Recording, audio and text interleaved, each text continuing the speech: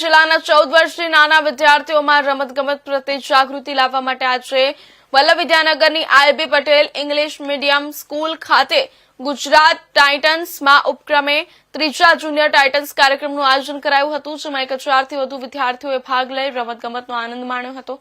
ગુજરાત ટાઇટન્સે આજે જુનિયર ટાઇટન્સની ત્રીજી આવૃત્તિનું આયોજન કર્યું હતું, જેમાં 14 વર્ષથી ઓછી ઉંમરના બાળકોમાં આઉટડોર સ્પોર્ટ્સ અને શારીરિક પ્રવૃત્તિઓને પ્રોત્સાહન આપવા માટે આણંદ શહેર તથા આસપાસના વિસ્તારોની 20 સરકારી અને ખાનગી શાળાઓમાંથી લગભગ 1000 બાળકોને શારીરિક પ્રવૃત્તિઓ કરવા, રમવા અને રમતગમત સાથે જોડાવા માટે પ્રોત્સાહિત કર્યા હતા।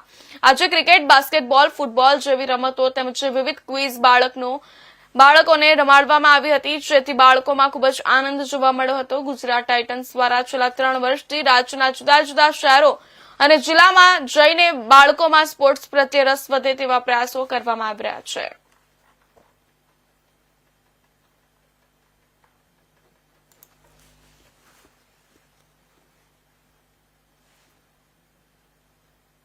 बहुत मजा આવી છે। અમે બાસ્કેટબોલ રમ્યા, ક્રિકેટની બેટિંગ શીખ્યા, બોલિંગ શીખ્યા, પછી છે ને અમે અહીં ખાવાનું આવ્યું છે એવડે, એટલે બધું મને બહુ મજા આવી।